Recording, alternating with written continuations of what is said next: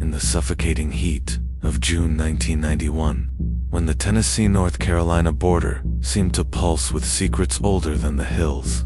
A phone call tore through the midnight stillness of Millbrook County. Sheriff James Tanner, a man weathered by 20 years of law enforcement, felt the weight of that call settle deep in his bones.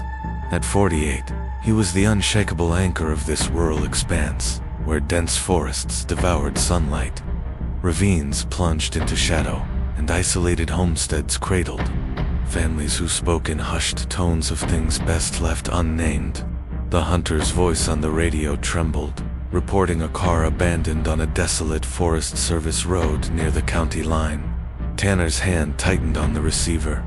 He knew every snaking path, every weathered face in Millbrook, but tonight, the air felt wrong, as if the forest itself was watching. The cruiser's tires ground against the dirt, its headlights carving fleeting paths through the oppressive dark. At 1 a.m., the blue sedan loomed into view, skewed at an unnatural angle, its driver's door gaping like a wound.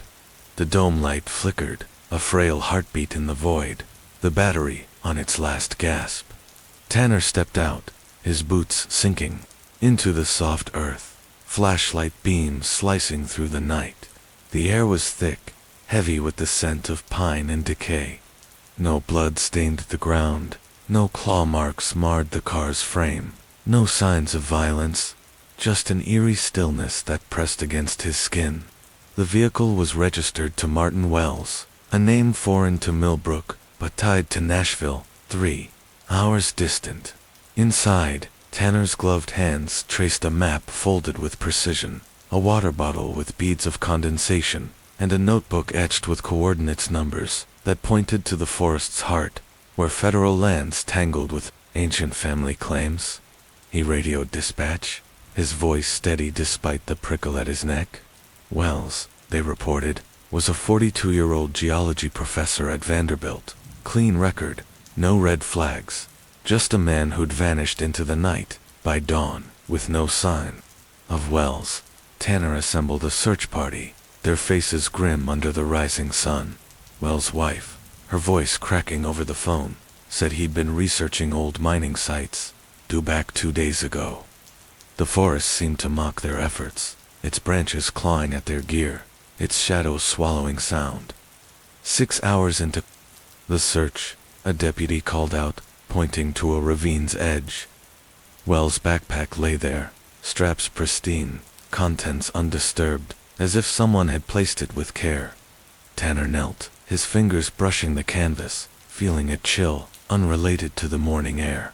3 days of combing the woods yielded nothing, no footprints, no blood, no body. What haunted Tanner wasn't the absence, but the place itself. Those coordinates in Wells' notebook led to forgotten corners of the forest, where hikers had disappeared over decades, their cases dismissed as accidents, falls, bears, or disorientation. But Tanner saw it now, a thread weaving through time, tying each loss to this cursed ground. The forest didn't just claim lives, it kept them a week into the investigation. A package arrived at the sheriff's office. No return address, no signature. Inside was a VHS tape, its black casing unmarked, and a typed note on plain paper. Found this in my father's things after he passed. He worked for the Forest Service, 1978 to 1994. I think you should see it. Tanner's pulse quickened. As he locked his office door that evening, the station silent, save for the hum of the air conditioner. He slid the tape into the VCR, the screen flaring with static before settling into grainy footage dated July 1983, 8 years earlier. Forest Service workers moved through a collapsed tunnel, their flashlights casting jagged shadows, their voices, tight with unease, describe clearing debris from an entrance half buried in earth. Wooden supports, crude and weathered, lined the passage, too old for any modern mine. The camera lingered on rock walls, their surfaces unnaturally smooth, as one worker whispered about symmetry that doesn't belong. 17 minutes in, the lens swept across a chamber, its walls scarred with symbols, sharp, deliberate, unlike any mining notation. The geologist, his face drained of color, spoke in a hushed tone. "These aren't from the 1920s. They're older, far older." The footage stuttered, then showed a small opening being widened. Beyond it, bones littered the floor, human skulls, animal ribs, some brittle with age, others disturbingly fresh. A shout to flee cut the tape to static. Tanner sat motionless, the room's darkness closing in, the coordinates from Wells' notebook searing his mind. They matched this tunnel's location. The next morning, Tanner drove to the Forest Service office, his knuckles white on the wheel. Ilalana, giddy, a woman with 30 years at the agency, paled when he mentioned the 1983 tunnel. "That site was sealed," she said, her voice flat, eyes darting to the door. "Federal order," Tanner pressed, his tone unyielding, until she retrieved a thin file, its pages yellowed and sparse. The tunnel was deemed unstable, closed off, no mention of symbols or bones. The workers' names were listed, most had transferred or retired, except Alan Mercer, killed in a hiking accident in 1984, months after the recording. Eleanor leaned close, her voice a whisper. "Those woods. People talk. Sheriff. Old families won't go near certain places. There's history there, the kind that stays out of files." Tanner spent the next week buried in records, unearthing 23 missing persons cases within 10 miles of those coordinates, spanning 40 years. Hikers, campers, locals who knew the forest's dangers all gone, their fates chalked up to nature's cruelty. The pattern was undeniable. A silent scream across decades, 13 days after Wells' disappearance. A call from the neighboring county's sheriff snapped Tanner from his thoughts. A hiker had found a camera hanging from a tree branch near the county line, its strap tangled in thorns. The developed film held 11 photos, 9 of rock formations, clearly Wells' work, their textures vivid under sunlight. The 10th, a tunnel entrance cloaked in vines, its mouth dark and inviting. The 11th, a blurred figure tall, impossibly thin, clad in ragged cloth, standing among the trees, its gaze fixed on the lens. Tanner's breath caught, his hands trembling as he studied the image. He organized a joint search with both counties, their boots trampling the undergrowth until they found the tunnel from the photo, its federal seals freshly shattered. Inside, the air was stale, heavy with the scent of earth and something older. 50 yards in, they found Wells' wallet, keys, and one boot, arranged like offerings. The tunnel split into dark passages, littered with rusted picks and collapsed beams. In the deepest vein, Tanner's flashlight caught symbols carved into the stone, their edges sharp, untouched by time. His radio hissed, static drowning his deputy's voice. "James, get out now." A gunshot echoed, sharp and final. The team raced back, finding the deputy, eyes wide, gun still raised. Something moved, he stammered, pointing to the tree line. It wasn't human, the way it glided. That night, Tanner pored over his photos, heart hammering. Behind one symbol, a crevice, barely wide enough for a man, snaked into the stone. The next day, he returned with 3 officers, their faces grim as they pried the gap open. Beyond was a chamber, its walls unnaturally smooth, its ceiling soaring into shadow. At its center stood a stone table, crude and ancient, surrounded by bones, animal jaws, human femurs, some crumbling with age, others fresh enough to gleam. Among them, Wells' other boot, his watch, his wedding ring, glinting under the flashlight's beam. The air felt alive, pressing against their lungs, as if the chamber itself resented their presence. Tanner's hand hovered over the ring, his mind racing. This wasn't a killer's larit, was a shrine. The investigation that followed was Millbrook's largest, drawing FBI agents and anthropologists who mapped the tunnels and dated the bones. Some remains were centuries old, others matched hikers lost in 2013, 2014, 1990. No trace of Wells himself, no suspect emerged. The official report called it a serial killer's hideout, active for decades. But Tanner knew the truth lay deeper, beyond human hands. In 1992, citing health, he retired, sealing his notes with orders to open them only at his death. In 2016, they were revealed. This isn't one killer. The symbols don't match any language, but they're carved across those woods, some centuries old, anthropologists say. Locals whisper of watchers in the trees, tales from the first settlers. The oldest bones predate the mine by 50 years. Whatever haunts that forest is still there. I saw it twice once, on County Road 17, a shadow taller than any man. Once outside my window, thin, patient, waiting. The FBI can call it a killer. Those of us who've lived here know better. This land was never ours. The tunnel was sealed, with concrete, guarded day and night. The forest reclaimed it, vines choking the entrance. Locals avoid the area, their eyes averted. Every few years, another car is found abandoned near the county line. Belongings are recovered. The people are not. In Blackwood County, Virginia, nestled deep in the Blue Ridge Mountains, County Road 27, known to locals as the backway, stretches like a scar through the wilderness. Its asphalt winds through towering pines and steep ravines, where shadows cling to the earth even at noon. By June 2003, Sheriff Ray Dalton, a former Cincinnati homicide detective, thought he'd traded urban nightmares for the quiet of this rural haven. Population 16,742, a place of lost pets and petty disputes. But the backway had other plans for him. Plans that would unravel his sense of reality and leave scars deeper than any city case. Dalton, 42, had moved here for a fresh start after a bitter divorce and years of chasing killers through Cincinnati's concrete jungle. His new office smelled of pine and old coffee, a far cry from the metallic tang of blood-soaked crime scenes. The locals, wary of his outsider status, warmed to his steady professionalism. He learned their names, their habits, the rhythm of their lives. Blackwood County was predictable: property thefts, the occasional bar fight, a DUI on a Saturday night. For 6 months, Dalton settled into a routine, his badge a shield against the chaos he'd left behind.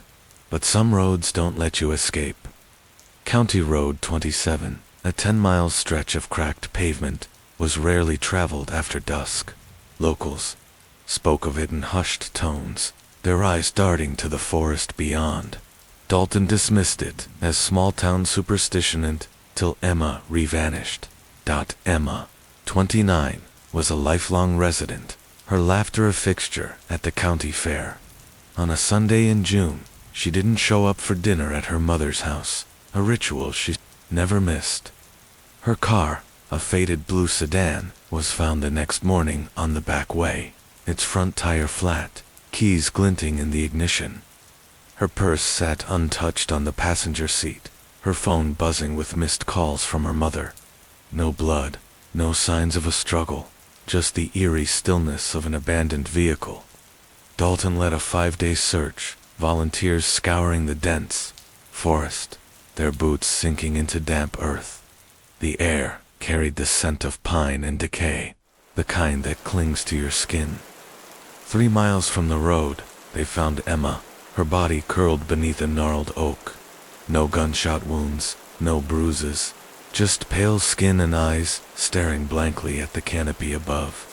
The medical examiner called it exposure, a tragic accident. She'd wandered too far, disoriented, and succumbed to the elements. But Dalton's gut churned.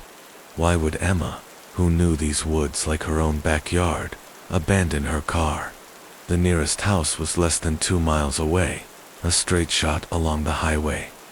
Why trek into the forest, where roots tangle like traps and darkness swallows light?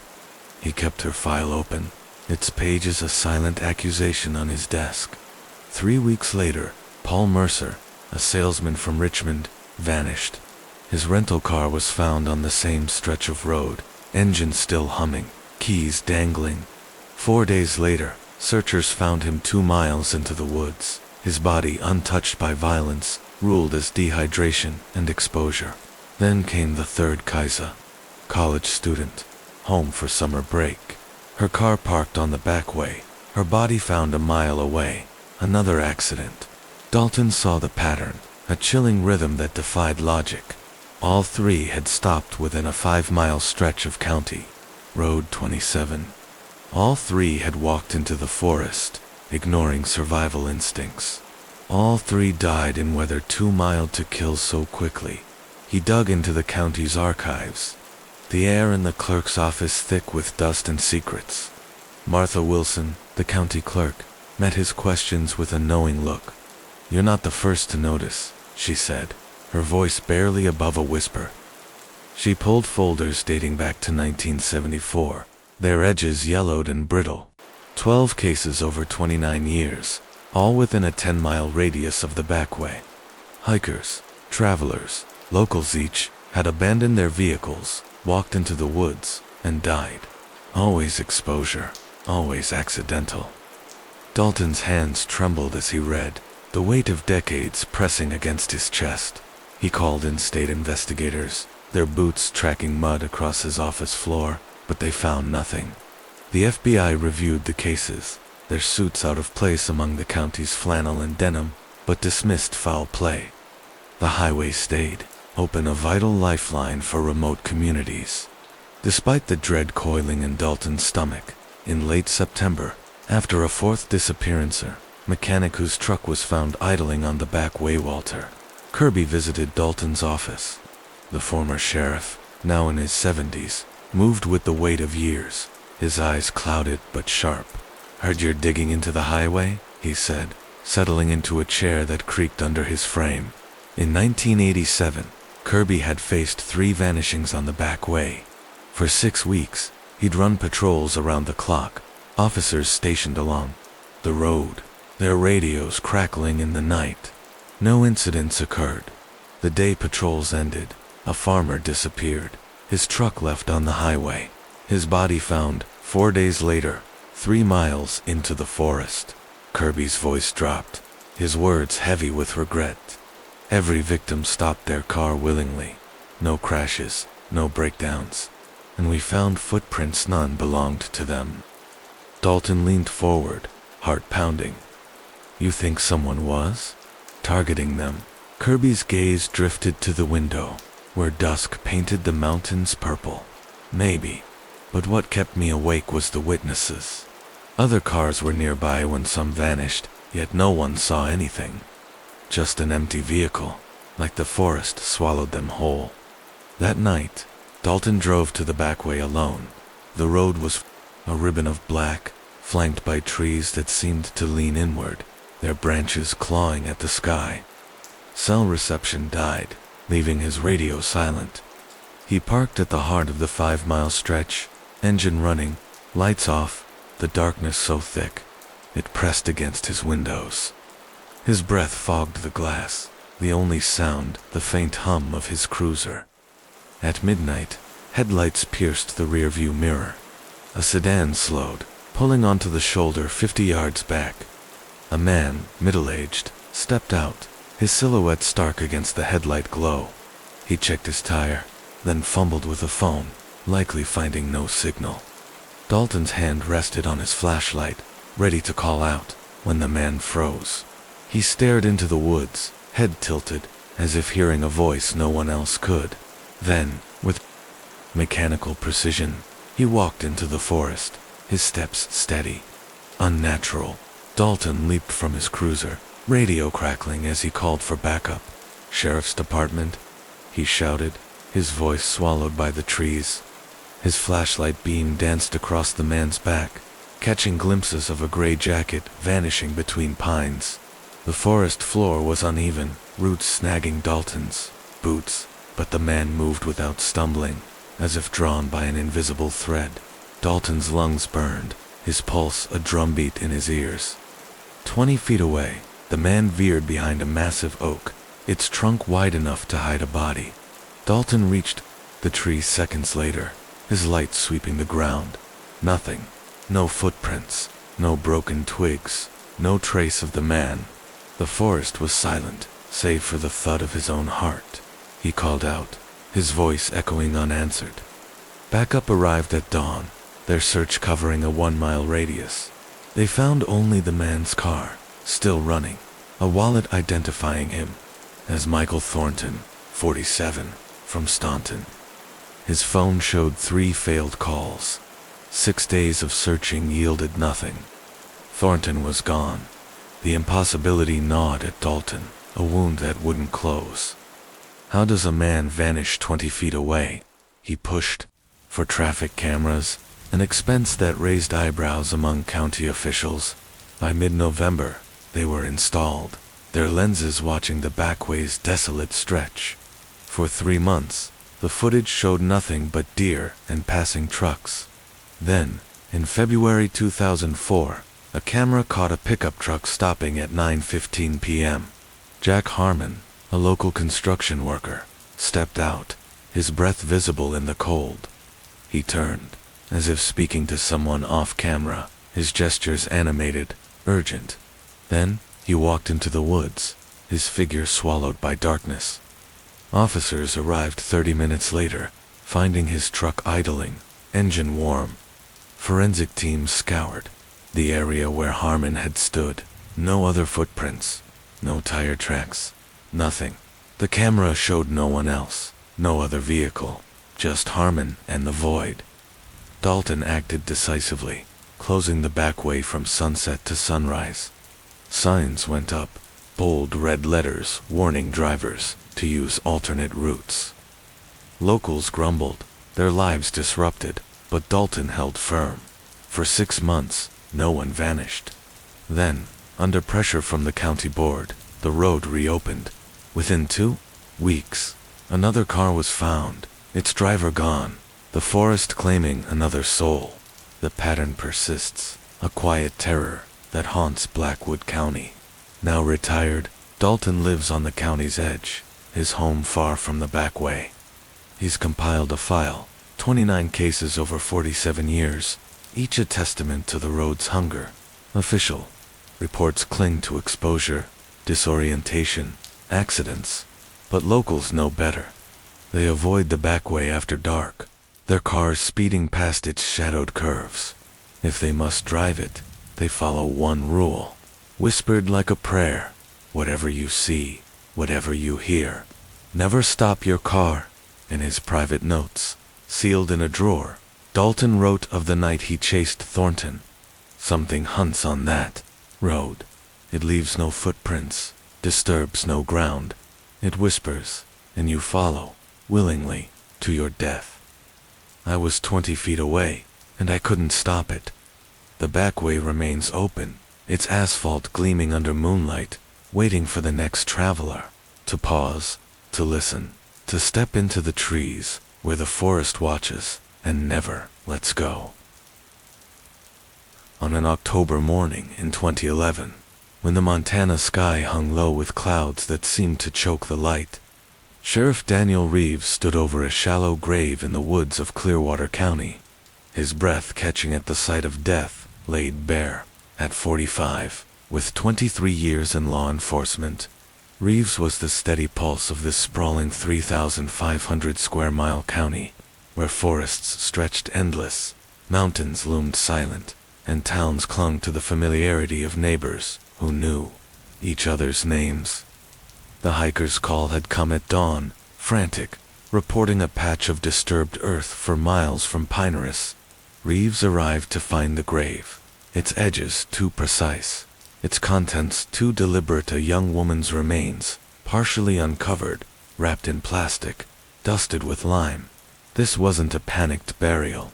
It was a ritual, cold and calculated, hidden in a forest that kept its secrets well. Reeves knelt beside the grave, his gloved hands tracing the plastic's edges, the air sharp with the scent of damp soil and decay. The victim, identified days later as Melissa Carson, a 26-year-old waitress from a neighboring county, had been dead for 2 weeks, her neck bruised from strangulation. Her car, found abandoned at a trailhead, had led police to assume a hiking mishap, until this discovery. What chilled Reeves most was the grave's location, a remote clearing off a logging road. Half a mile through dense pines, a place only a local would know. Someone who walked these woods with confidence, who understood their silence. By the time the state crime lab arrived, Reeves' mind was racing. This wasn't a drifter's work. This was someone who belonged here, who breathed the same air as his community. The investigation stretched into days, then a week, with few leads. Reeves ordered a wider search of the area, his deputies combing the forest for anything overlooked. On the 7th day, Deputy Collins called him to a tree 60 yards from the grave, where a weathered trail camera hung, its lens glinting dully in the filtered light. Trail cameras were common here, used by hunters to track deer, but this one was out of place, far from any game trail. Reeves' pulse quickened as they retrieved the memory card, driving back to the station in silence. In the dim glow of the office computer, the images loaded 3 years of snapshots, one every 14 days at 3 a.m. Most showed only darkness, occasionally a fox or elk, but from April 2011, a figure appeared, cloaked in dark clothing, sometimes carrying tools, always at a distance. Then, the October 1st image, a man, illuminated by the flash, standing near what would become Carson's grave, a shovel in hand. His face, half hidden by a hat, was unmistakable to Reeves. It was Robert Owens, the man who brought cookies to town meetings. Owens, 62, had moved to Pinehurst in 2008, a retired accountant from Seattle who slipped seamlessly into Clearwater fabric. He volunteered at the library, joined the Historical Society, attended church with Reeves' deputies. His 2-story house, modest and tidy, sat on 5 acres just outside town. Reeves had shared coffee with him once, discussing local history, never sensing the shadow beneath the man's soft smile. The search warrant was executed at dawn, deputies surrounding the house as the first light broke over the mountains. Inside, the air was stale, the rooms eerily orderly. In the basement, behind a false wall, they found the truth: dozens of journals, their pages filled with meticulous accounts of 7 murders across 4 states, spanning 20 years. Each entry detailed victims' routines, their habits studied for months before their deaths. Photographs accompanied the words: victims alive, unaware, shopping or laughing, then lifeless, their faces frozen in final moments. One entry haunted. Reeves watched MC again today, 3rd time this week. She smiles at everyone, doesn't know I'm watching. They never do. The attic revealed a darkroom, its walls lined with thousands of photos: locals at the grocery store, children at the park, Reeves himself mowing his lawn, washing his car, standing at crime scenes. The images were intimate, taken through windows, or from hidden vantage points, a silent invasion of lives. In a locked shed behind the house, they found a collection of trophies: jewelry, driver's licenses, credit cards, including Melissa Carson's pendant, still in an evidence bag from the sheriff's department. Reeves' stomach turned. Those bags were unique, used only by his team. Owens had somehow accessed their evidence room, a betrayal that cut deeper than the murders themselves. A background check unraveled Owens' facade. He wasn't Robert Owens, he was Richard Owens, Ronald Overton, Raymond Olsena, chain of identities, each discarded after 3 to 5 years.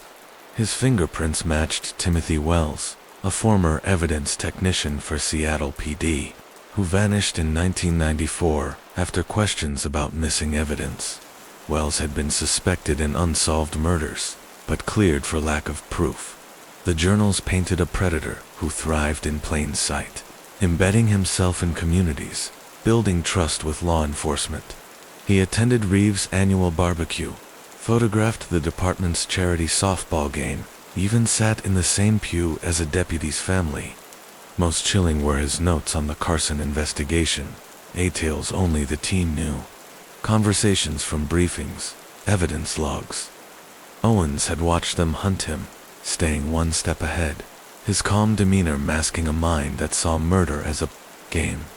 When Reeves faced him in the interrogation room, Owens' eyes gleamed with amusement. "You passed me in the grocery store last Tuesday," he said, his voice soft, almost kind. "You were frowning at the cereal boxes, worried about something. I was right beside you, Sheriff. You never noticed." The investigation expanded, linking Owens to 11 murders across Washington, Idaho, Montana, and Oregon, each marked by his methodical approach. He surveilled victims, staged rehearsals, prepared burial sites years in advance. The trail camera, his only mistake, had been placed by a hiker who noticed disturbed ground but never reported it. Despite searches, no more remains were found near Carson's grave, leaving questions unanswered.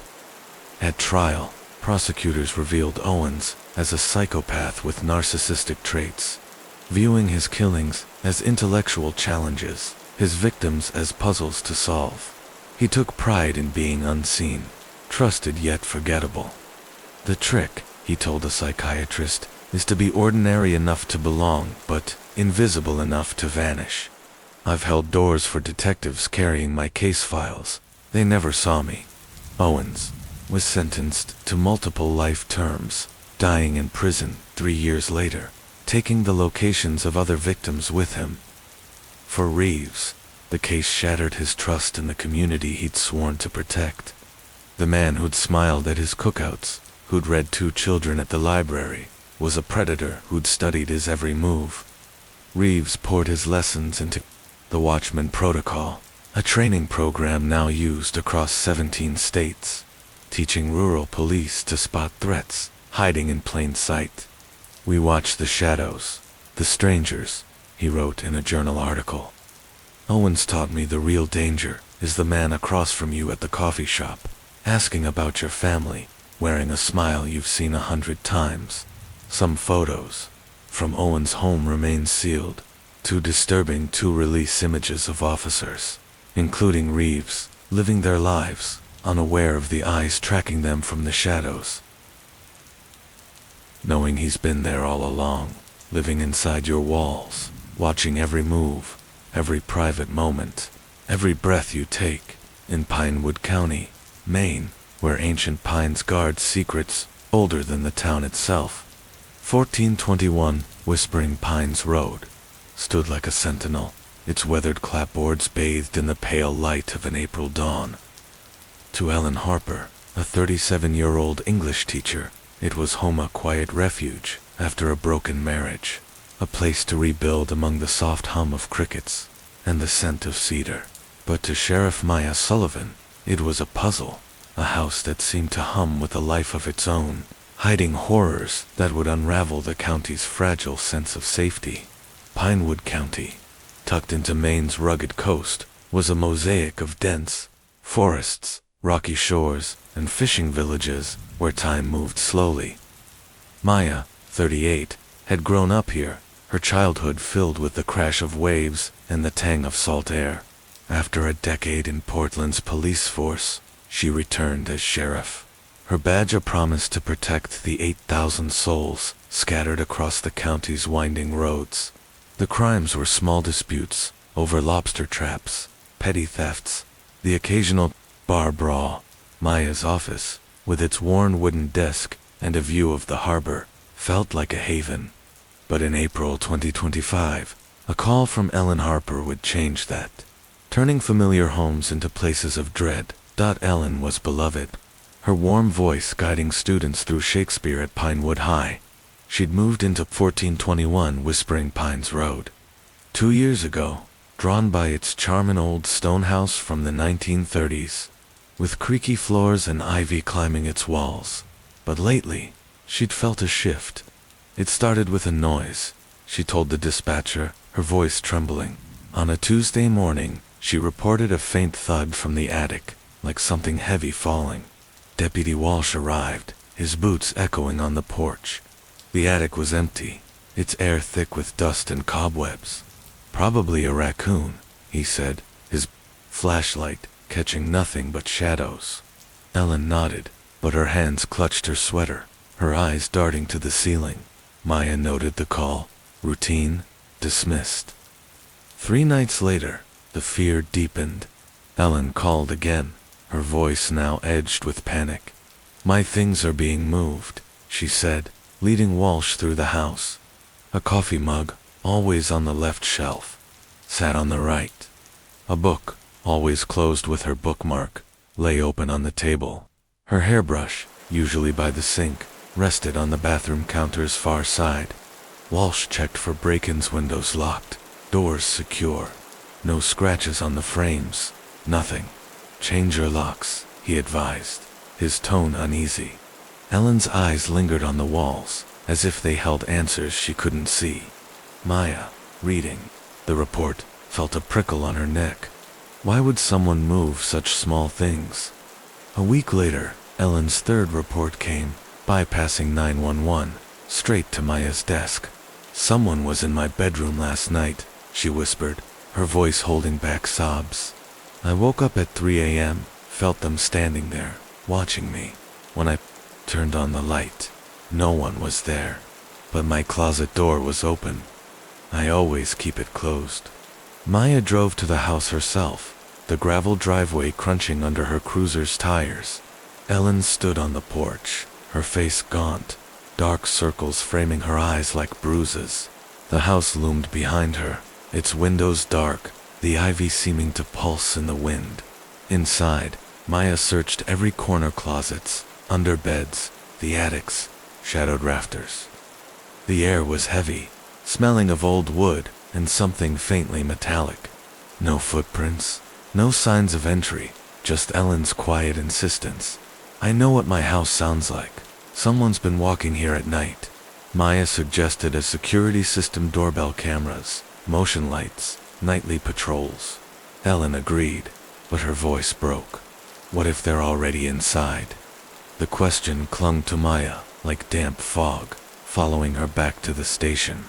She couldn't shake Ellen's fear, the certainty in her eyes that her sanctuary had turned predator. 3 weeks passed, the case fading into the rhythm of routine calls. Then, Ellen's voice shattered the quiet again, a whisper over the phone. "Last night, I heard footsteps outside my door. I didn't move, didn't breathe. They stopped, right there, just listening." Maya arrived with deputies Walsh and Torres, their flashlights casting jagged beams through the house. They checked every inch, crawl spaces, behind furniture, the attic's damp corners, nothing. As they turned to leave, Torres's voice cut through the silence from the basement. "Sheriff, you need to see this." In the cellar, the air was cold, the walls rough stone and concrete. Torres's flashlight lingered on a fieldstone panel, its edges too perfect, too deliberate. Maya pressed it, her pulse quickening as it shifted, revealing a narrow passage. "Get Ellen inside," she ordered, her voice sharp. The tunnel was tight, the walls brushing her shoulders, the air thick with mold and something sour. Her light caught scuff marks on the floor, leading to a hidden room, no bigger than a closet. Inside, the horror unfolded. A thin mattress, stained and sagging, bottled water, neatly stacked, a chemical toilet, its stench biting, and on a crude shelf, Ellen's belongings, her hairbrush with strands of her hair, a worn sweater, photos of her teaching, cooking, sleeping, taken through windows and doorways. A diagram hung on the wall, mapping the house's layout, noting Elon's routines: showers at 7 p.m., sleeps by 10, stairs creak on 3rd step, back door rarely used. Someone had lived here, watching her for months. Ellen was moved to a safe house, her face pale, her hands shaking as she clutched a borrowed coat. Maya's team sealed the scene, state police swarming the property. The house, they learned, was built in 1932 by Edmund Harper, Ellen's great-uncle, a reclusive contractor who'd died in 1979. County records showed he'd designed 11 other homes, each with odd additions, extra walls, hidden rooms, spaces that didn't make sense. Ellen, who'd inherited the house after her parents' death, knew nothing of its secrets. She'd grown up in Boston, visiting only as a child. The house rented out for decades until she moved in. But someone else knew its design too well. Fingerprints and DNA identified the occupant, Gabriel Mercer, 42, a hardware store clerk with no record beyond a speeding ticket. As a teenager, he'd worked for Edmund, learning his observation spaces, hidden rooms for watching residents. After Edmund's death, Mercer studied his journals, maps of secret passages in multiple homes. For 30 years, he'd lived in their walls, moving between properties, watching tenants, documenting their lives. His journal, found in the hidden room, was a chilling archive. "Ellen sings when she thinks no one's listening," he wrote. "Her voice is soft, like rain. I stay longer to hear it." Pages stretched back decades, detailing other residents, their habits, arguments, private moments. "They never look up." One entry read, "They feel me, but they check doors, windows, never the walls." The investigation widened, uncovering hidden spaces in 7 of Edmund's homes. 3 residents reported similar disturbances, objects, strange noises, the sense of being watched. Maya's team found peepholes, air vents designed for listening, passages so clever they'd gone unnoticed for years. Gabriel's arrest was quiet, his face blank as cuffs clicked on his wrists. At the hardware store, coworkers called him friendly, forgettable, the kind of man who faded into the background. In interrogation, he spoke with eerie calm. "People are truest when they're alone," he said, his eyes meeting Maya's. "Edmund taught me that. I just kept his work alive." When asked why Ellen, he smiled faintly. "Her songs, I needed to hear more." Psychiatrists diagnosed voyeuristic disorder and schizoid personality traits. Gabriel saw people as subjects, not victims, drugging their food to move freely at night. He was convicted of burglary, stalking, and illegal surveillance, sentenced to 25 years. But his final meeting with Maya, before his prison transfer, left a shadow. "There are others," he said, his voice low, deliberate.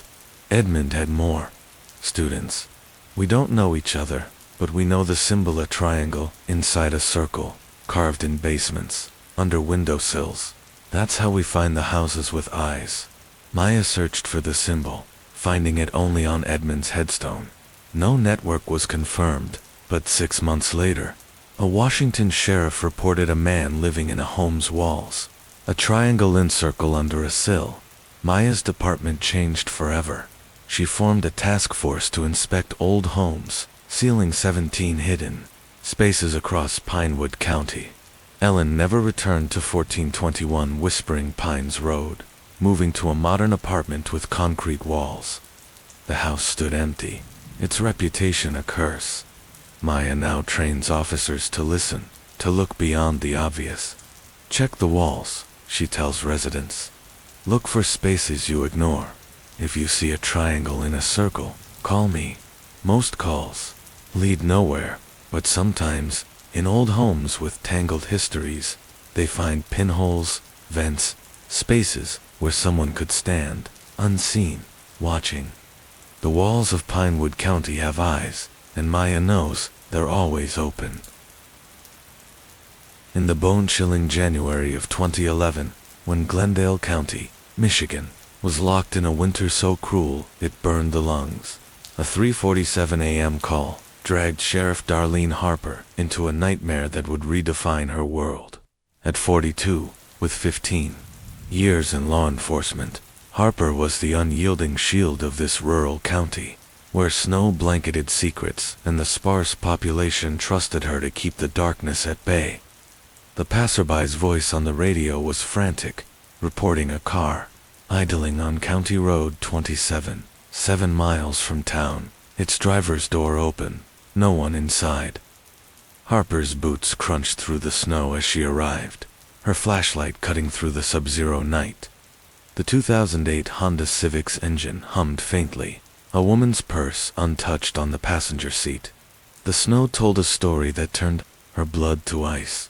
Footprints from the driver's side, signs of a struggle, a second set of larger prints, both vanishing where tire tracks marked another vehicle's departure. This wasn't an accident hit, was a hunt. The car belonged to Natalie Weber, a 32-year-old nurse at Glendale Regional Hospital. Last seen leaving a grocery store at 12:17 a.m., Harper's team launched a search, knowing the cold could kill within hours.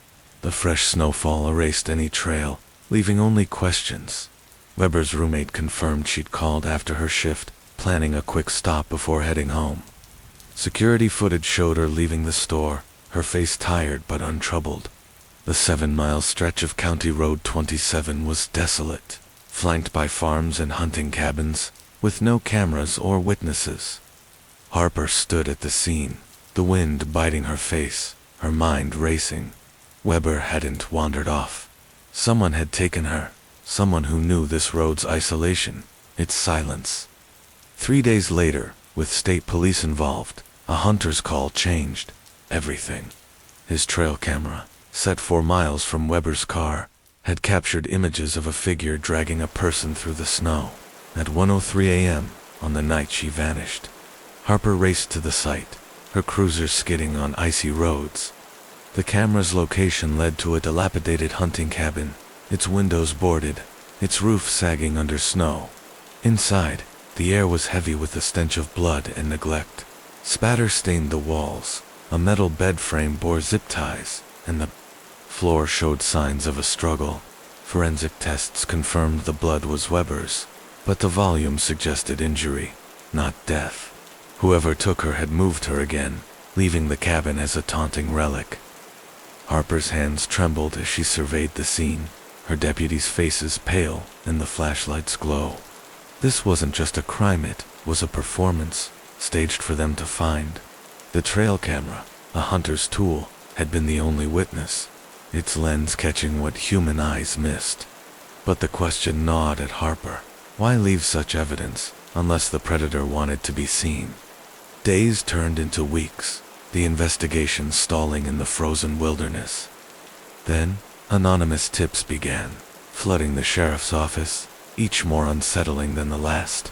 Handwritten notes, voicemails from untraceable numbers, described the cabin's interior in chilling detail: blood patterns, zip tie placement, even the smell of damp wood. One tip claimed Weber was taken because she saw something she shouldn't have. Another warned she'd never be found. Most disturbing was the tipster's knowledge of the investigation itself. Mentions of evidence only Harper's team knew. Conversations at the crime scene, even what Harper wore when she first saw Weber's car: a gray parka, her hair tied back. Someone wasn't just watching Weber, they were watching us. Harper's stomach churned at the thought. She tightened access to case details, sharing different misinformation with each deputy to flush out a leak. 2 weeks later, an envelope arrived, hand-delivered to the station's front desk, containing Weber's hospital ID badge, stained with blood. Surveillance footage showed a man in a delivery uniform dropping it off, but he claimed no memory of who paid him. The note inside read, "I'm watching you fail." Harper's suspicion turned inward, but no deputy showed signs of betrayal. She shifted focus to the hospital, reviewing staff who knew Weber. One name emerged: Frank Denton, a 42-year-old security guard fired 3 months earlier for harassing female employees, including Weber, whose complaint sealed his termination. Denton's history was a red flag: 6 years, across 3 hospitals, each job ending in similar accusations, plus brief stints as a corrections officer and police dispatcher. When deputies arrived at his home, it was empty, mail piled high. No sign of him for weeks. A search uncovered a hidden basement room, its walls plastered with newspaper clippings of missing women across the Midwest, spanning a decade. No physical evidence tied Denton to Weber, but Harper's gut screamed his name. The case stalled, her obsession growing, until a call from an Ohio detective broke the deadlock 6 months later. They'd arrested Denton for attempting to abduct a nurse in a hospital parking lot, his car filled with clippings about Weber. Harper drove to Ohio, her knuckles white on the wheel. In the interrogation room, Denton's smile was unnervingly familiar, his eyes locking onto hers. "Sheriff Harper," he said before she spoke, "you look just like your photos." His voice was calm, almost playful, as he toyed with her questions. Denying involvement while dropping details only the killer would know witness statements. Cabin evidence, even the weather on the night Weber's car was found. "Must have been cold on County Road 27, he said, leaning forward, your breath freezing in the air. Harper pressed, her voice steady, despite her racing heart. "Where's Natalie?" Denton's smile widened. "Where you'll never find her, but I could show you." Against public outcry, Harper agreed to a deal. Denton would lead them to Weber's remains for leniency in his Ohio case. On a gray autumn morning, a police convoy followed his directions to a remote clearing, 40 miles from Glendale.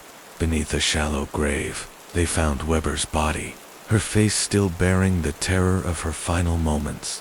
Denton's confession was a descent into madness.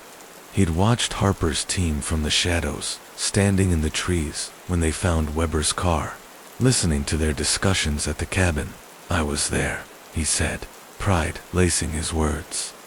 "Right outside, hearing every word. I walked past your deputies at the station, just another delivery man." No one notices a uniform. Most chilling was his admission about Harper. 3 nights after she disappeared, I parked across from your house, watched you through your kitchen window, drinking coffee, reading case files. You looked softer with your hair down.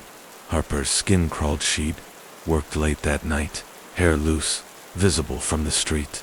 Denton had been there, inches from her life, unseen.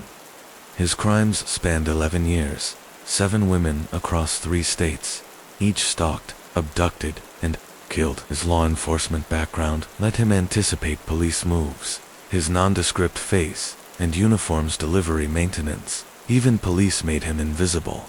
People see the role, not the man. Harper's world shifted after Denton.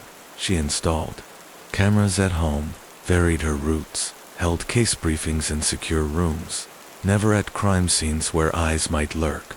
Denton's trial exposed his obsession with watching not just victims but investigators, studying their patterns, their lives. He kept clippings of Harper at press conferences, her face resolute yet haunted. Sentenced to life, he remains in prison, his cell walls once covered with articles about her. Harper lectures at the State Police Academy, her message stark.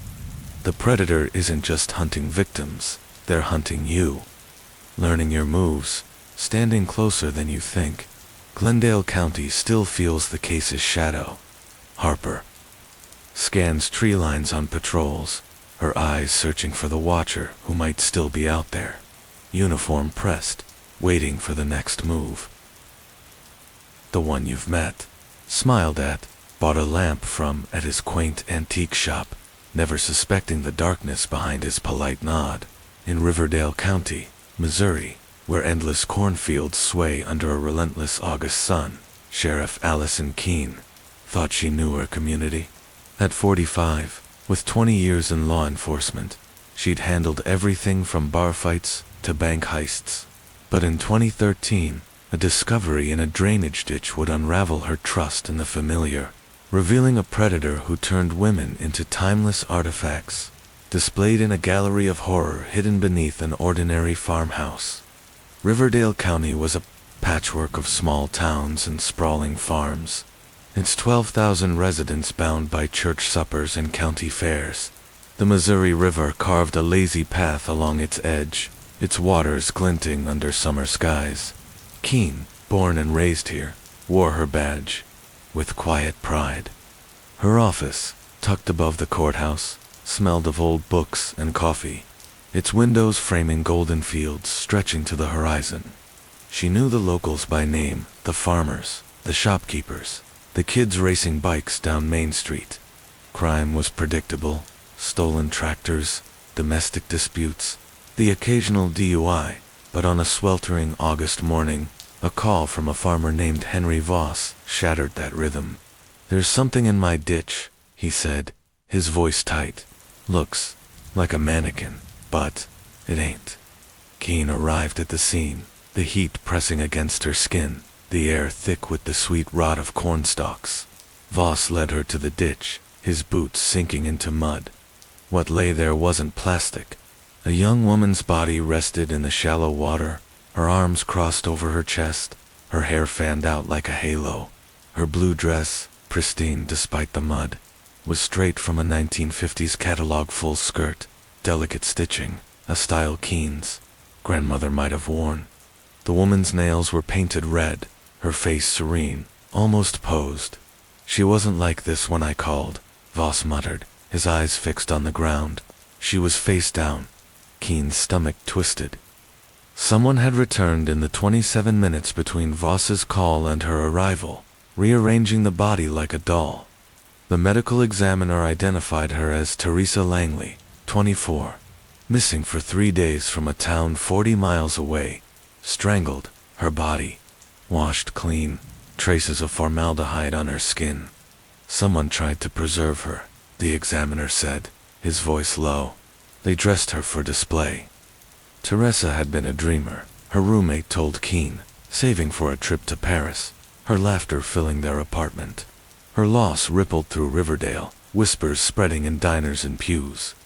2 weeks later, another body appeared, this time in an abandoned quarry. Melissa Carver, 27, missing 5 days. Wore a yellow, 1960s sundress, her body cleaned, posed, formaldehyde lingering. By late September, a third victim surfaced in a field, her 1970s floral dress clashing with the grim scene.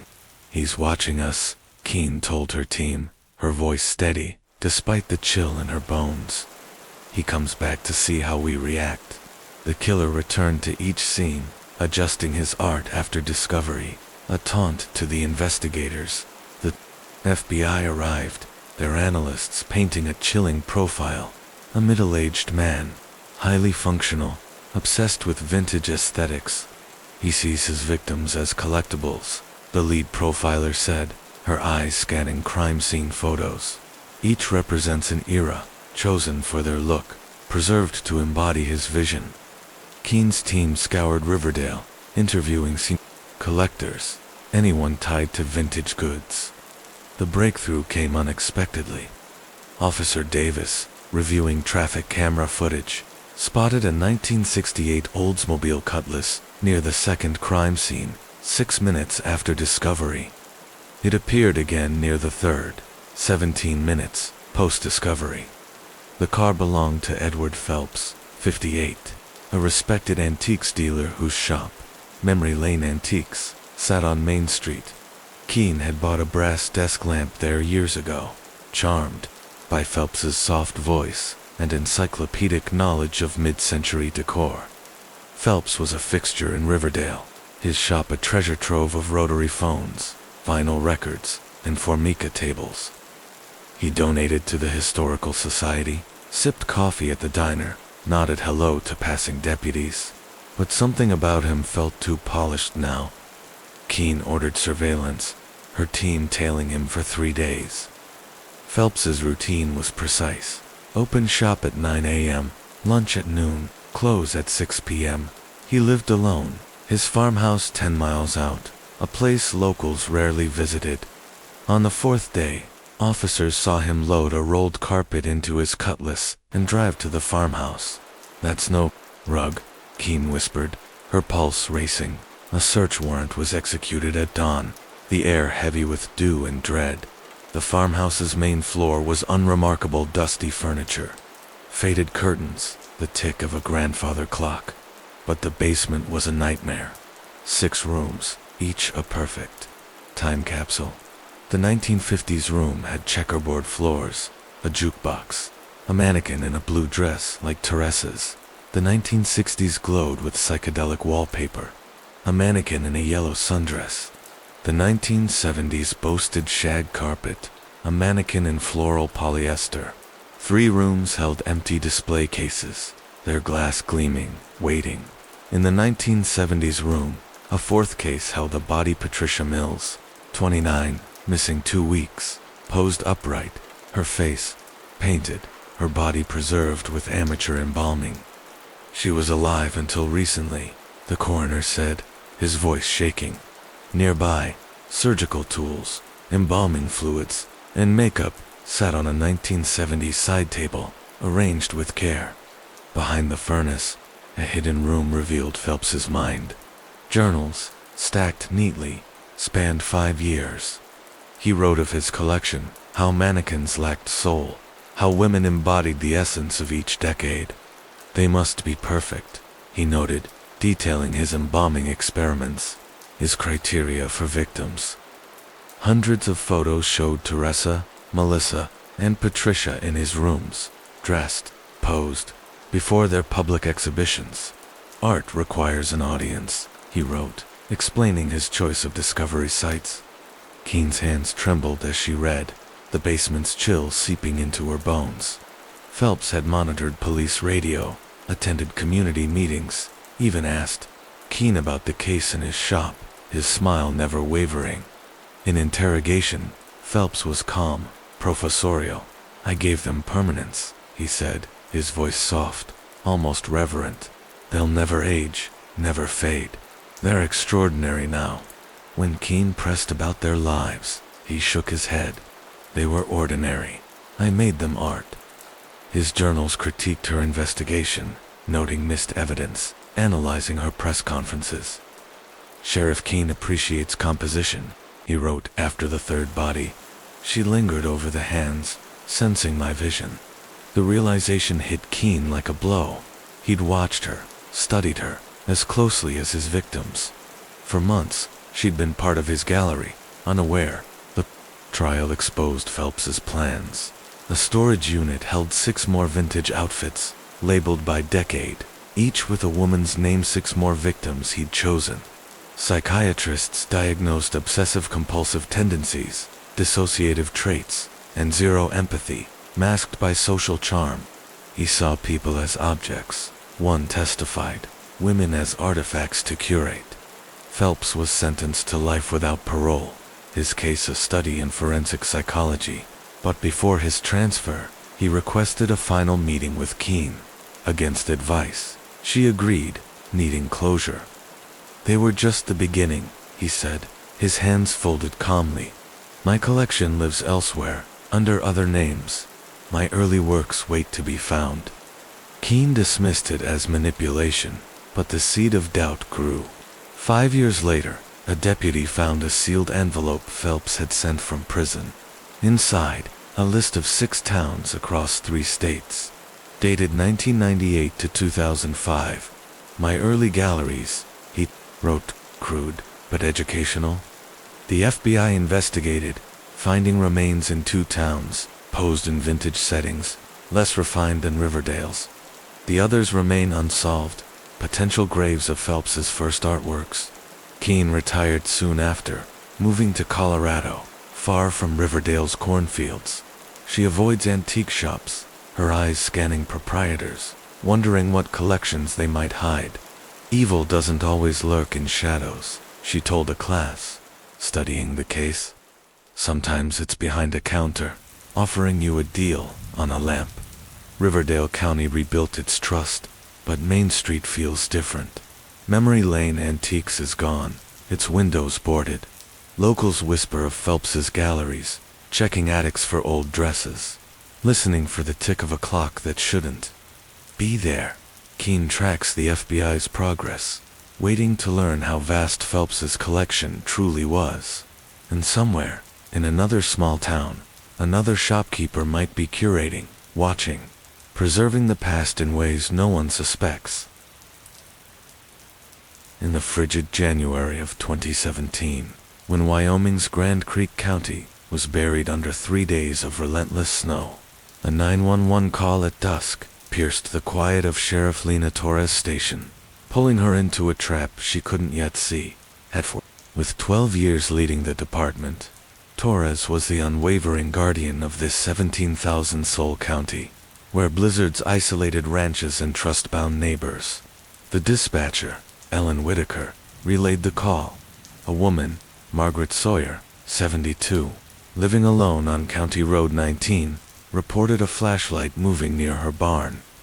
Torres dispatched Deputy Carl Mendez, her mind uneasy as the storm raged outside. 40 minutes later, Mendez's voice crackled over the radio, tense and baffled. "Sheriff, there's no Sawyer residence on County Road 19.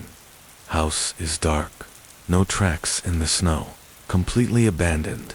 Torres' pulse quickened. The address didn't exist. Someone was luring her deputies into the dark. The station's air grew heavy as Torres replayed the 911 recording that evening, her office lit by a single lamp. Margaret Sawyer's voice was frail but clear, tinged with fear. "There's someone outside my house, by the barn. It's the third night they've been here. I'm alone since my husband passed." The dispatcher asked for confirmation, and Sawyer gave the non-existent address, then added, "Please tell them to be careful. The last time someone came to help, they never made it home." Torres' skin prickled. She traced the call, a prepaid cell phone, untraceable. County records confirmed no Margaret Sawyer-owned property in Grand Creek. The phone number led nowhere. A ghost in the system. Torres leaned back, the snow tapping the window, her mind racing. This wasn't a prank. It was deliberate, calculated, aimed at her team. 2 days later, another call came, shattering the uneasy calm.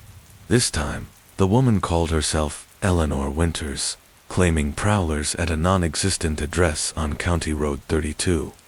Mendez checked, finding only an empty lot, no tracks, no signs of life. The voice was similar, elderly, trembling, but the words carried the same eerie precision. "They're back again," Winters said. "I heard them last night, circling the house. Please, hurry." Torres' jaw tightened. The pattern was clear. Fake calls, fake addresses, always after dark, always targeting remote roads. She gathered her team, their faces grim in the station's fluorescent glow. "Someone's testing us," she said, her voice steady but her hands clenched. "They want us out there, alone, in the storm." She ordered the calls prioritized, tasking IT specialist Jason Weber to trace their source. A week later, a third call arrived, this time from Virginia Kendall, claiming a break-in attempt at a non-existent address on County Road 8. Torres, now anticipating the trap, instructed the dispatcher to delay response, citing road conditions unless the situation was life-threatening. "Keep her talking," she told Whitaker, Weber's equipment humming as he traced the signal. Kendall's voice grew insistent. "He's prying at the door with tools. I'm alone. Please. I think he has a gun." A pause. Too long. Unnatural. Then, "He's coming toward the house. I have to hide." The line went dead. Weber's screen lit up. The call narrowed to a 3-mile radius, a swath of ranch land and scattered homes. Torres mobilized teams, their cruisers cutting through the snow, searching every property with a view of the county roads. 2 days later, Mendez spotted fresh tire tracks leading to an old hunting cabin off County Road 27. Its windows dark, its shed half hidden by pines. Torres arrived with a search warrant, her flashlight sweeping the cabin's exterior, the air thick with the scent of frost and decay.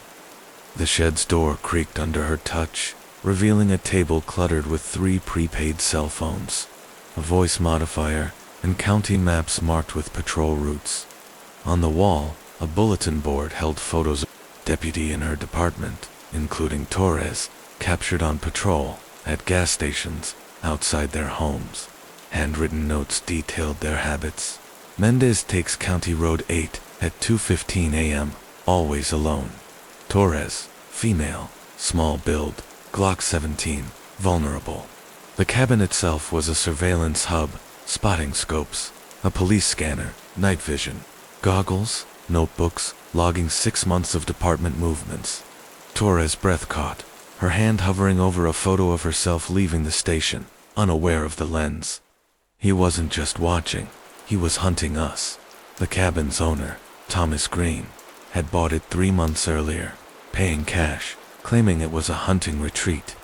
The seller described him as mid-50s, unremarkable, a man who faded from memory.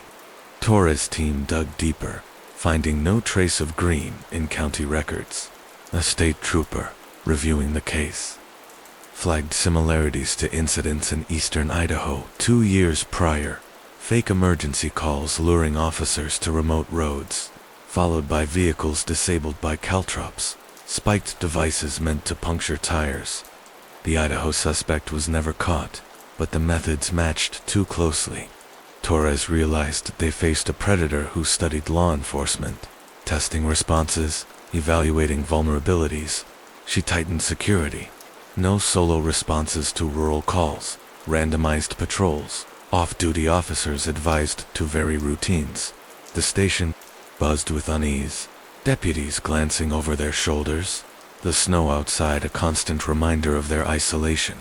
2 weeks passed, tense but quiet, until Deputy Sarah Conley broke the case. Returning home after a night shift, she spotted a disabled vehicle on a side road near her house. Policy required backup, so she waited, observing a man working under the hood. His movements were odd, performative, as if staged for her benefit. When backup arrived, the man, claiming his car was fixed, sped off. Conley's camera caught his license plate, registered to Lawrence Parker, 57, a former corrections officer forced to resign 5 years earlier for harassing female colleagues. His record showed a pattern: grievances for stalking, no charges filed. Parker had lived in Idaho during the caltrop incidents, his presence a dark thread connecting the cases. A search of his apartment, now abandoned, uncovered surveillance gear matching the cabin's cameras, scanners, photos of female officers, including Conley at a traffic stop.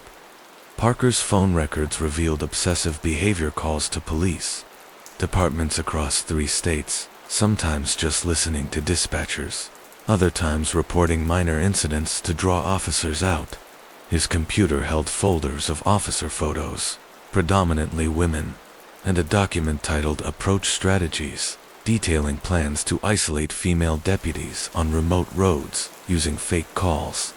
FBI analysts profiled Parker as a psychopath fixated on female authority figures, his corrections background giving him police procedure knowledge, his resignation fueling resentment. 3 months later, Parker was arrested at a Montana bus station, fleeing with fake IDs, $12,000 cash, and new surveillance notes on a female sheriff.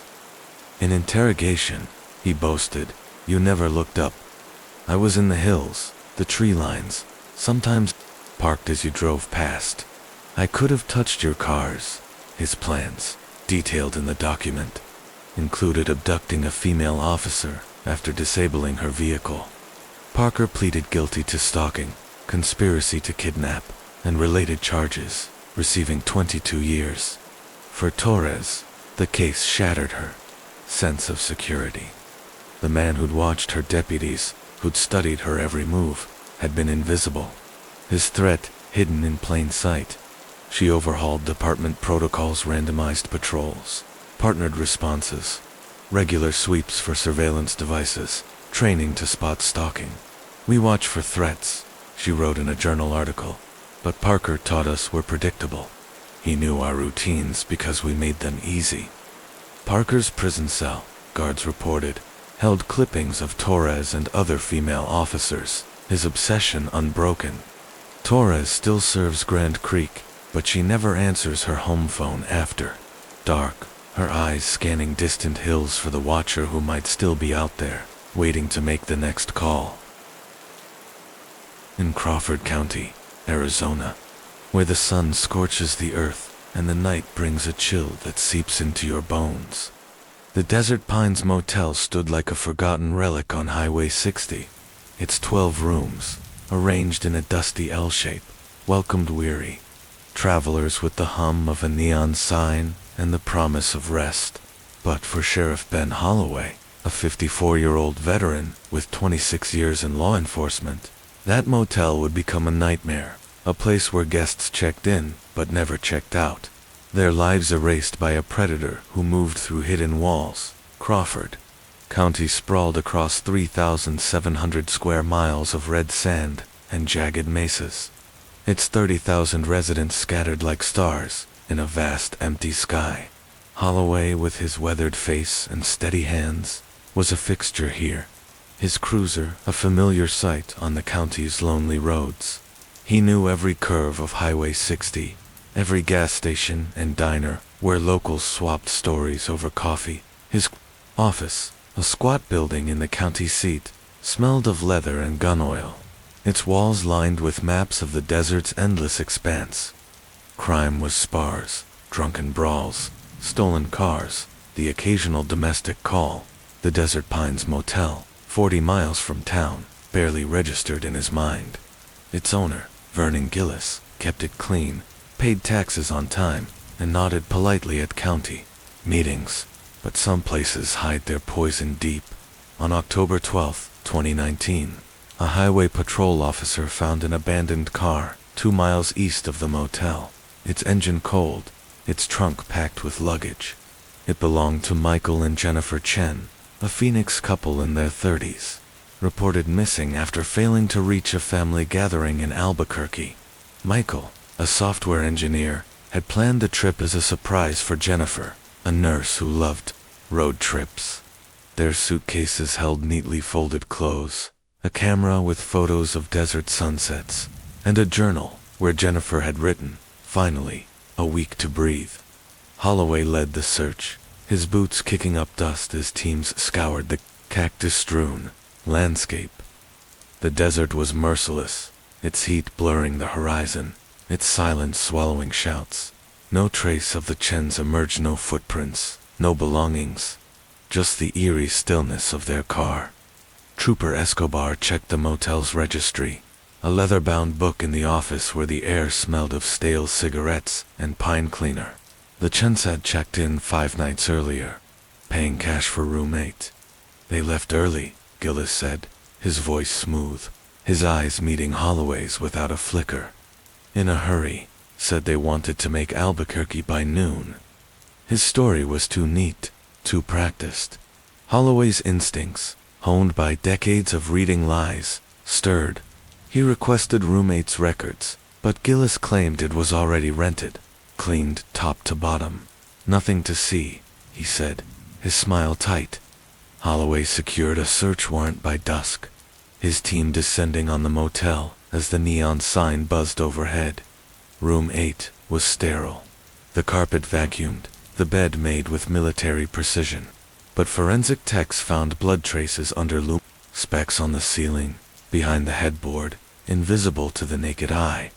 "Someone bled here," the lead tech said, her voice low, "and someone worked hard to hide it." Cell records showed the Chen's phones went offline 3 hours after checking in. Gas station footage 2 miles away captured their car being parked by a hooded figure, who walked back toward the motel, vanishing into the night.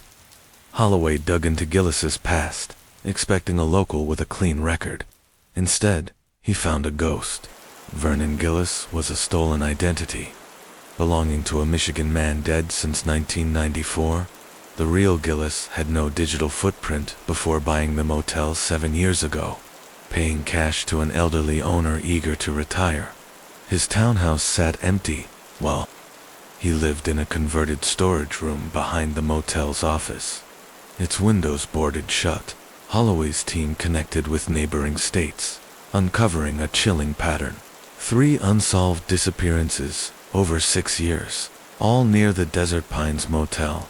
A trucker in 2013, a college student in 2015, a retiree in 2017, all last seen on Highway 60, their cars found abandoned, their bodies gone.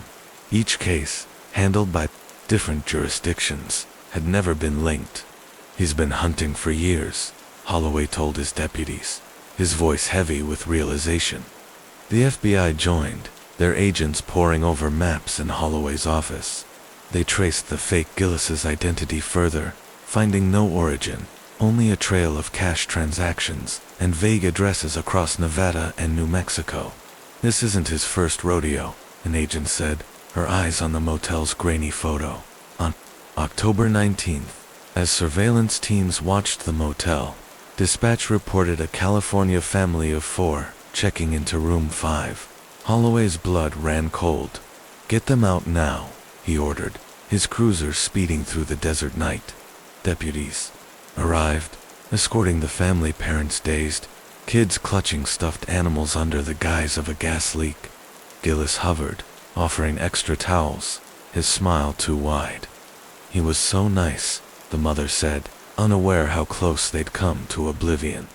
Forensic teams tore through the motel, moving beyond the rooms, to the office, storage areas, and Gillis's quarters. In his cramped living space, a hidden panel in the floor led to a crawl space, its air thick with damp earth and rust. The crawl space was a labyrinth. Narrow tunnels snaked beneath the motel, connecting 2 trapdoors in each room's closet. He could enter any room unseen, Holloway realized, his flashlight trembling. Guests would never know someone was rising through the floor, watching them sleep. In a maintenance shed, cadaver dogs alerted, their noses twitching at a concrete floor. Beneath it, a hidden room held plastic sheets, zip ties, and a collection of personal items, watches, wallets, driver's licenses from 11 people, dating back 6 years. They belonged to his victims, a forensic tech whispered, her gloved hands lifting a woman's locket. A journal, its pages filled with precise handwriting, detailed Gillis's method. "Choose those not missed for days," he wrote. "Travelers, no local ties. Monitor through walls, learn their sleep patterns. Room 8 is quietest." His tone was clinical, emotionless, as if cataloging experiments, not lives.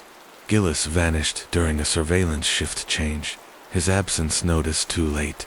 A nationwide alert went out, but Holloway knew a man this careful had escape plans. 3 days later, a New Mexico trooper spotted him at a truck stop. When approached, Gillis drew a concealed handgun and ended his life, his face blank, leaving no note, no answers.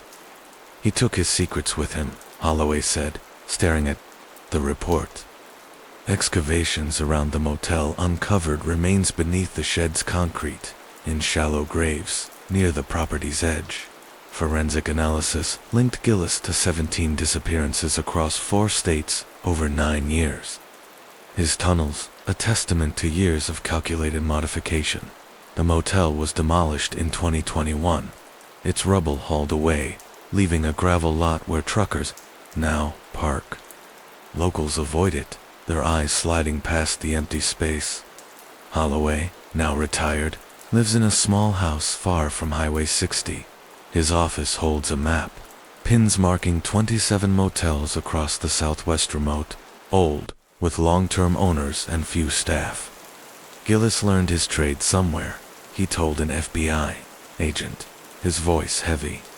The Desert Pines wasn't his first. 3 motels have new owners, their backgrounds clean, but Holloway checks records, tracks missing persons, watches for patterns, the highway delivers, and it erases. Gillis had written in his journal's final pages. Guests give you their names, their cards, their lives. They sleep deeply, trusting the lock. If they don't leave, no one questions. The road moves on. Somewhere, Holloway fears, another motel owner is watching, noting arrivals, listening, through walls, waiting for the perfect guest to close their eyes, unaware of the trap beneath their bed. In the twilight of May 2015, when the forests of Iron County, Michigan, seemed to exhale a warning only the trees understood, Sheriff Mark Callahan knelt at an abandoned campsite, his fingers tracing the cold canvas of a tent that held no answers, only dread. At 49, with 26 years in law enforcement etched into his weathered frame, Callahan was the unyielding protector of this 1,200 square mile county, where Lake Superior's rocky shores met endless woods and 10,000 souls lived in scattered towns bound by trust. Kyle Brennan, a seasoned backpacker from Chicago, had vanished here, leaving his tent pitched. food secured in bear-proof canisters, and gear untouched. No claw marks, no blood, no sign of struggle. The locals spoke of treacherous trails, of hikers lost to cliffs or cold, but Callahan's chest tightened as he stood, the forest's silence pressing against him like a living thing. This wasn't the wilderness claiming a soul, it was something. Hunting. The air was heavy with the scent of pine and damp earth, the lake's distant waves a faint murmur. Callahan's flashlight swept the sight, catching the glint of a knife left on a stump. Its blade clean, as if Brennan had stepped away mid-task. Search teams combed the area for days, their calls swallowed by the trees, their boots churning the undergrowth. Volunteers from Iron County, faces grim under baseball caps, joined the effort, but the forest offered nothing, no footprints, no torn fabric, no trace of Brennan's path. Callahan spent nights at the station, maps sprawled across his desk, his coffee growing cold as he traced trails that led nowhere. The community's whispers grew tales of cursed paths, of woods that took what they wanted. Callahan dismissed them, but the doubt lingered, a shadow in his mind. Brennan wasn't a novice. He knew the risks, yet he was gone, erased as if he'd never existed. 3 weeks later, the nightmare deepened, its claws sinking into Iron County's heart. Lisa Chen, a wildlife photographer from Minneapolis, vanished from a campsite 30 miles north, her tent standing like a silent witness. Her camera gear lay neatly arranged, lenses capped, tripod upright, her rental car untouched at the trailhead. Callahan stood at the site, the same oppressive stillness wrapping around him, the air thick with moss and decay. Chun's journal, left open on a camp chair, detailed her shots of foxes and loons. Her last entry dated the night she disappeared, describing a strange quiet in the woods. The locals' whispers turned to murmurs, their eyes darting at town meetings. Callahan's deputies, usually stoic, exchanged uneasy glances. Chen, like Brennan, was experienced, her skills honed by years in the wild. Yet the forest had claimed her, leaving no clue, no mercy. By mid-July, when Sean Fletcher, a fishing guide who'd navigated Iron County's rivers since childhood, failed to return from a solo trip, panic seeped into the community. Fletcher's camp, nestled by a stream, was pristine, his rod propped against a tree, his coffee pot cold, his boots still by the fire pit, as if he'd stepped away for a moment. Callahan's throat burned as he surveyed the scene, the forests, silence now a taunt. Fletcher knew these woods better than anyone, his stories of narrow escapes, legendary at the local diner. The townsfolk gathered at the community center, their voices low, their trust in Callahan fraying. "What's out there, Sheriff?" a mother asked, her eyes wide.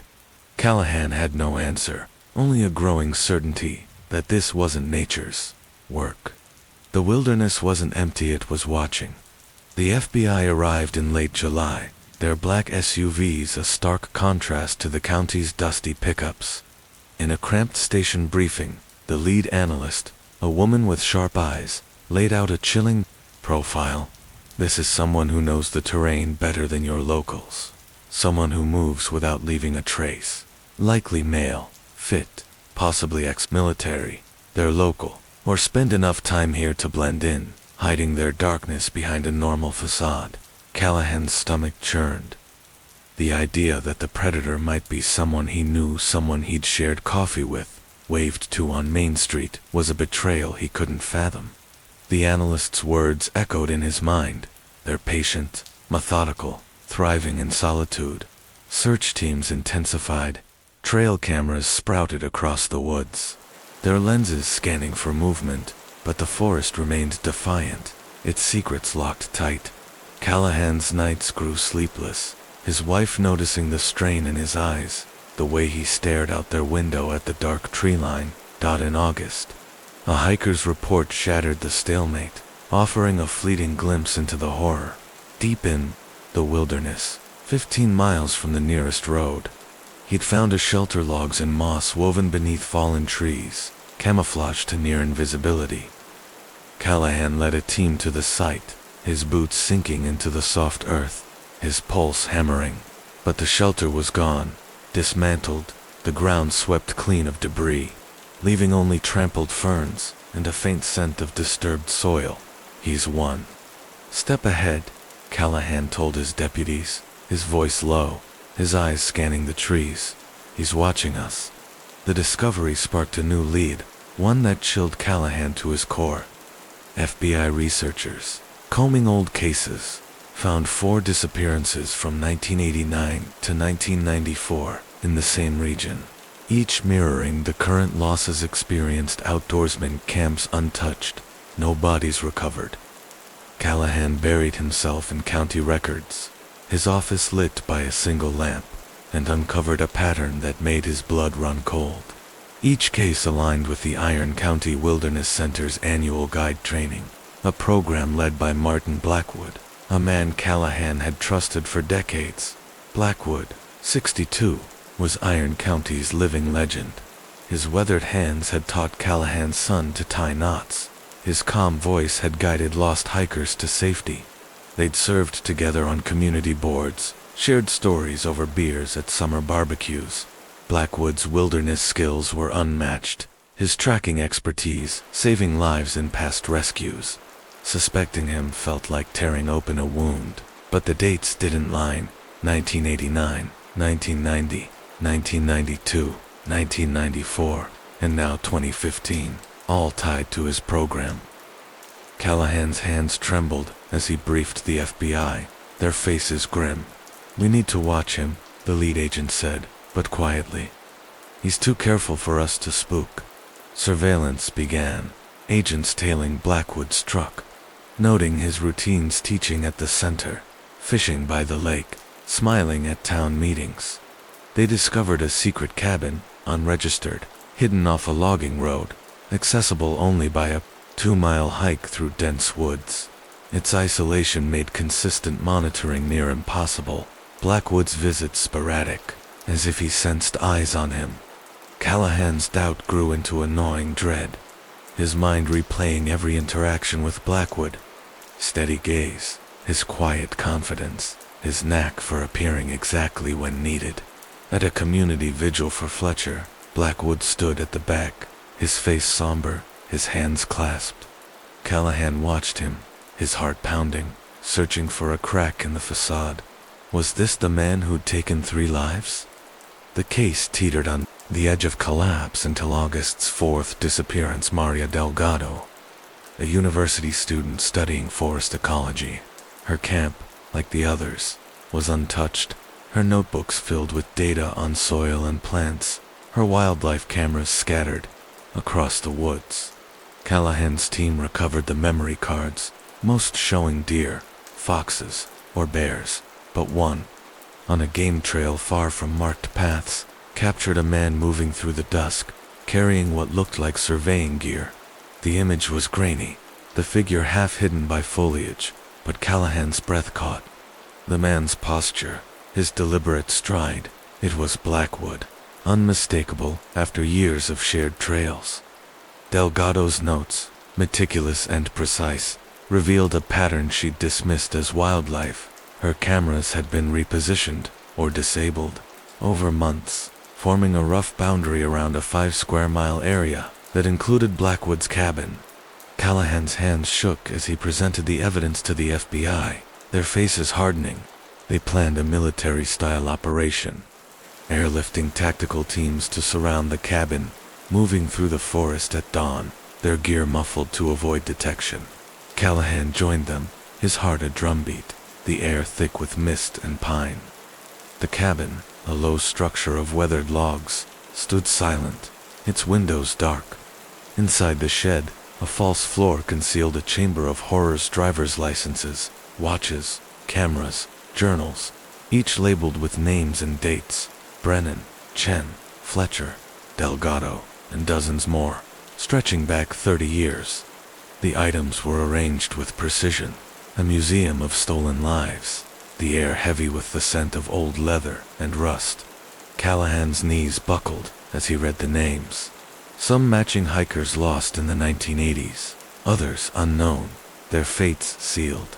In Blackwood's meticulous script, Blackwood wasn't at the cabin, but a journal described a long-term wilderness immersion, 20 miles north, a cryptic phrase that sent chills down Callahan's spine.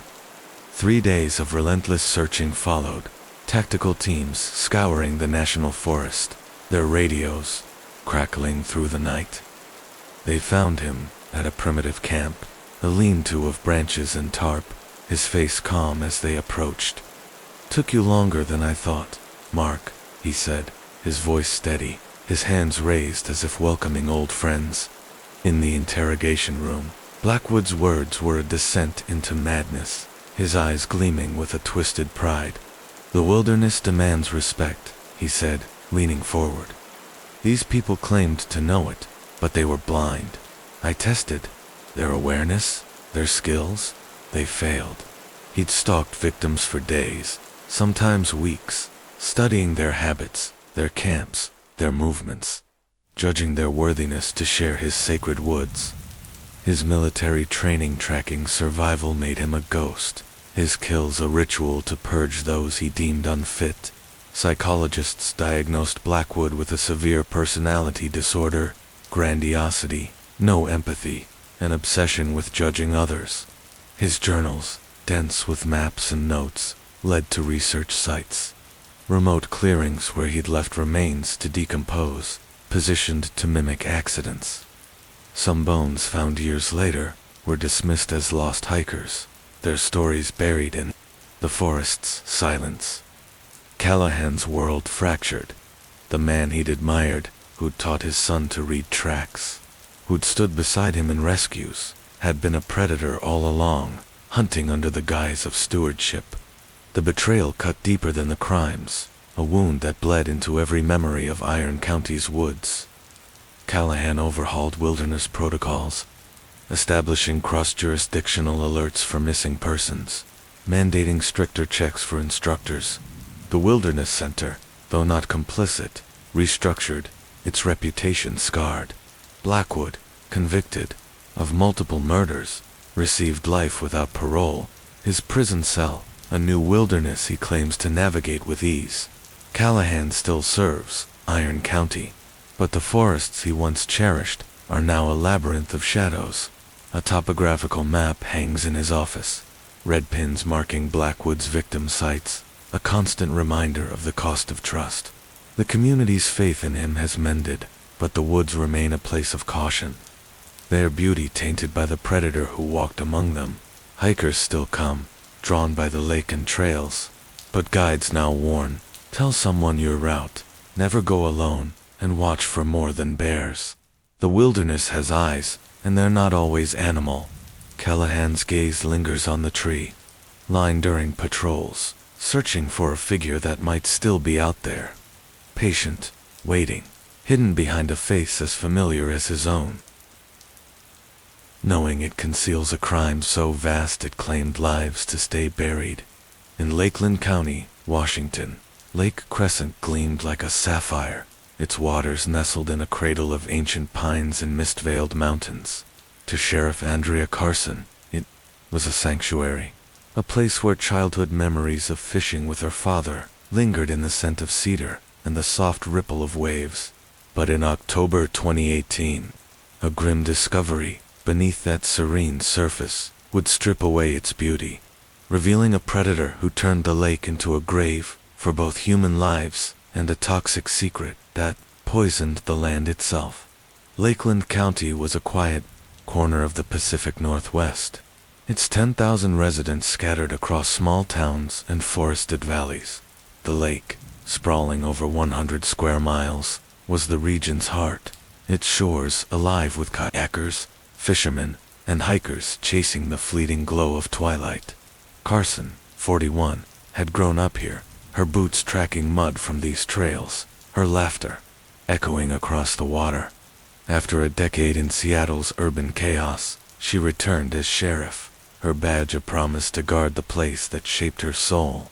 Her office, a cozy room above the county courthouse, overlooked a town square where locals swapped stories over coffee. The walls held photos of her father casting lines, the lake sparkling behind him. Crime was soft-lost hikers, stolen bikes, the occasional drunken scuffle. But water has a way of keeping secrets, and Lake Crescent was ready to whisper one that would haunt Carson forever. It began on a rainy Tuesday morning, the air heavy with the Thames of wet earth and pine. Roy Simmons, a retired logger with hands gnarled as the trees he'd felled, called the station, his voice cracking. "I saw something. In the lake," he said, "North Shore, caught on a branch. Thought it was clothes, but there's an arm in the sleeve."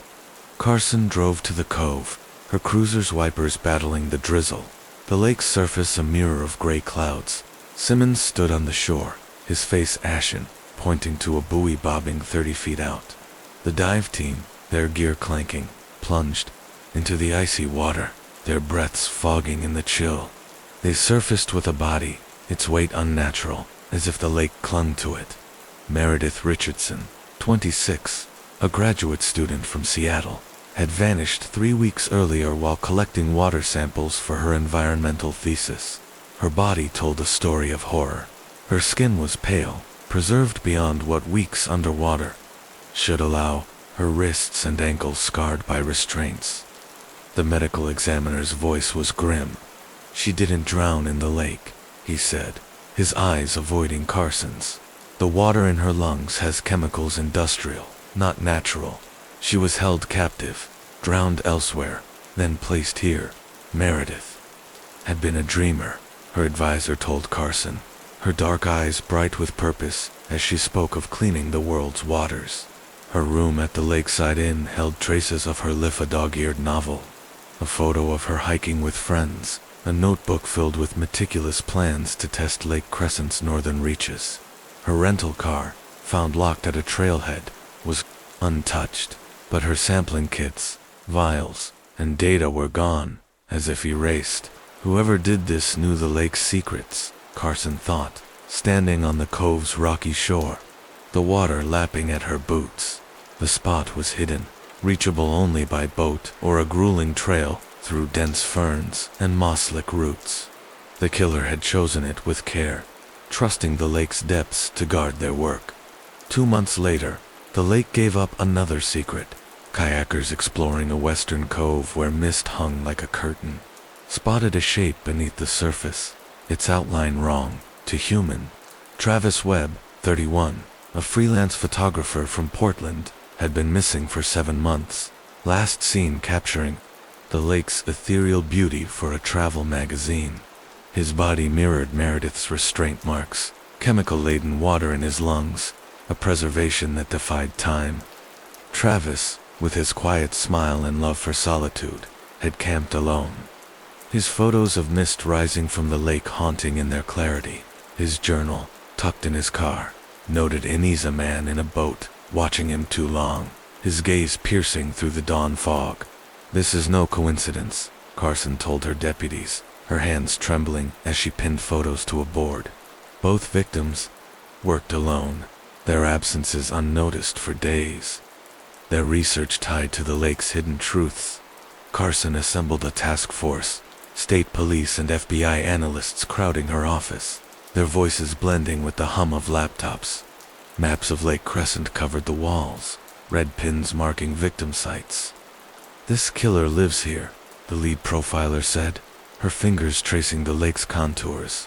"They know its currents, its coves, and they're targeting those who probe too deep." The team scoured property records, seeking anything out of place new owners, remote cabins, unusual structures. A 3-acre parcel on the northwestern shore stood out, its modest cabin and large boathouse purchased 18 months ago by Western Horizon LLC, a Delaware company with no clear owner. Digging deeper, Carson uncovered Philip Kendrick, 53, a former water treatment specialist now posing as an environmental consultant. "No criminal record," a deputy reported, "but his past is a mass years where he vanishes, then reappears with a new job, a new town." Carson ordered surveillance, her team blending into the forest, their binoculars trained on Kendrick's cabin from hidden blinds. Boats patrolled offshore, their engines muffled to avoid notice. Kendrick's life seemed ordinary: morning coffee on his dock, grocery runs in town, evening boat trips he called fishing. But Deputy Williams, peering through a high-powered scope, caught him carrying vials and equipment to the boathouse, their glass glinting in the fading light. "That's not for fishing," she said, her voice tight. Carson dove into victim backgrounds, her heart sinking as connections emerged. Meredith's thesis hunted trace chemicals from industrial waste, her samples targeting the northwestern shore. Travis's photos, part of an environmental impact report, mapped lake watersheds. He's killing to keep something in the water. Hidden, Carson realized, her pulse hammering. She secured a search warrant, the operation planned with precision. At dawn, tactical teams approached by land and water, the lake's surface rippling under a pale sky. Kendrick slept in his cabin, unaware as deputies breached the boathouse. The air inside was acrid, stinging their eyes. One side was a laboratory beak, spectrometers, charts, tracking water chemistry across the lake. The other was a prison, a sealed room with steel restraints bolted to the walls, their edges worn from use. A tank of water, its surface oily with chemical additives, stood in the corner, its contents matching the drowning medium in the victim's lungs. "This is where they died," a tech said, his flashlight shaking. A computer held files on Meredith, Travis, and 3 other researchers, their movements tracked with chilling detail: schedules, habits, sampling sites. Kendrick was arrested, his face eerily calm, as if unburdened. "I didn't want to hurt them," he said in interrogation, his voice soft, almost pleading. But they wouldn't stop. They kept coming, taking samples, getting too close to the truth. His computer revealed a history tied to a chemical company that dumped waste in the lake during the 1990s, paying Kendrick handsomely to keep quiet. His move to Lakeland was no accident. He monitored the water, ensuring the chemicals stayed hidden. Meredith's research, with its focus on the northwestern shore, threatened to unravel it all. "There are things in that lake that must stay. Buried," he said, his eyes locking with Carson's, unyielding. The investigation deepened, uncovering Kendrick's past. In Idaho, 2 environmental researchers had vanished years earlier. Their remains later found in a remote lake, guided by Kendrick's meticulous records. "He was invisible," Carson told a criminal psychology class, her voice heavy with memory. Kendrick had blended into Lakeland, waving at neighbors, offering fishing tips at the marina, even chatting with Carson about the best lures. One sunny morning, "He wasn't a shadow," she said. "He was in the open, guarding his secret with blood." Kendrick pleaded guilty to multiple counts of murder and kidnapping, sentenced to life without parole. He refused to reveal the full scope of the dumping, insisting exposure would cause greater harm. The lake's cleanup began under tight security. Divers retrieving sealed drums of industrial waste, their surfaces corroded but intact. A legacy of corporate greed, costing millions to erase. Carson, still sheriff, no longer sets foot on Lake Crescent's shores. "Water keeps secrets," she told a reporter, her gaze fixed on the horizon, the lake's surface deceptively calm. "It hides, it buries, it erases, but it always speaks, if you listen long enough." The case reshaped research protocols. Scientists now work in pairs, use GPS trackers, and notify police of their plans. Tourists still flock to the lake, their boats skimming over waters that once held bodies and poisons. Unaware of the darkness below, Carson keeps a single photo of Lake Crescent on her desk. Its beauty, a stark reminder of what it concealed. Nothing stays buried forever, she tells her deputies, her voice firm, tempered by experience. Not in water, not in people. Keep looking, even when the world looks peaceful. Somewhere, in another lake, another secret might wait, its ripples silent, until the right person dares to probe its depths.